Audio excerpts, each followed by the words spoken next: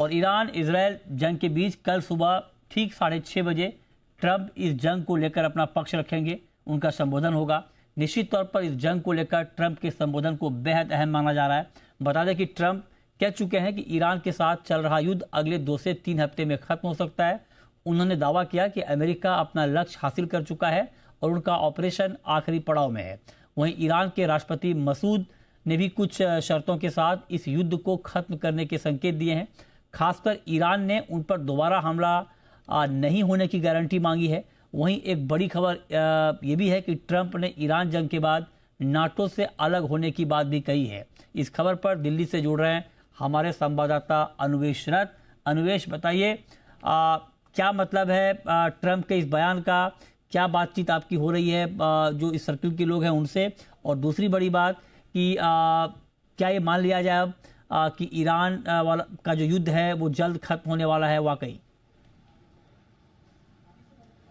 जी मृत्युंजय, देखिए बिल्कुल सही कहा आपने। ये जो जंग चल रहा है लगभग 1 महीने से ऊपर का समय हो चुका है, 33-34 दिन हो चुके हैं इस जंग में।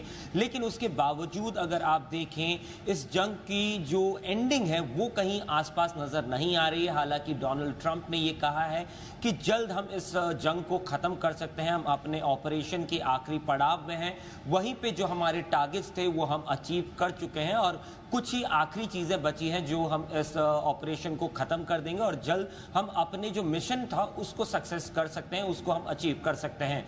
वहीं पे अगर आप देखें ईरान की तरफ से जो मैसेज आया, ईरान के प्रेसिडेंट ने भी ये कहा कि ये जंग हम खत्म करना चाहते हैं, लेकिन बाशर्ते कुछ शर्तें हैं जिसके चलते जिसको मानने की जरूरत होगी, जिसके चलते हुए ये जंग खत्म हो सकती है। जिसमें सबसे पहला और इम्पॉर्टेंट जो उनकी शर्त थी उसमें उन्होंने ये कहा कि ईरान के ऊपर दोबारा कोई हमला नहीं होना चाहिए, यानी कि सिक्योरिटी की गारंटी अमेरिका और इजराइल को देनी पड़ेगी। वहीं पर अगर आप देखें इजराइल की तरफ से जो बयान आया कि अगर अमेरिका अगर जंग खत्म करता भी है लेकिन उसके बावजूद इजराइल अपने ऑपरेशंस जारी रख सकता है। हालांकि अमेरिका यहां से निकल सकता है लेकिन इजराइल आगे चढ़ता हुआ या आगे बढ़ता हुआ यहां पे दिखाई देता है।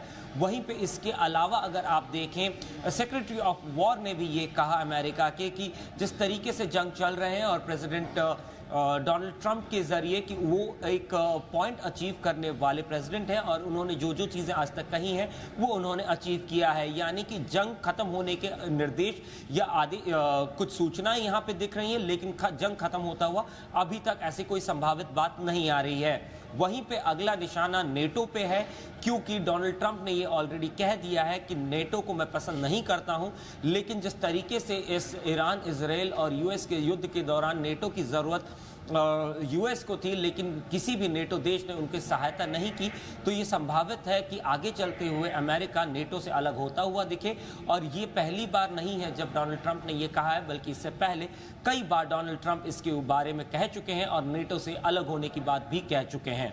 जी मृत्युंजय, बिल्कुल, बहुत शुक्रिया अनुवेश आपका इस पूरी खबर के लिए।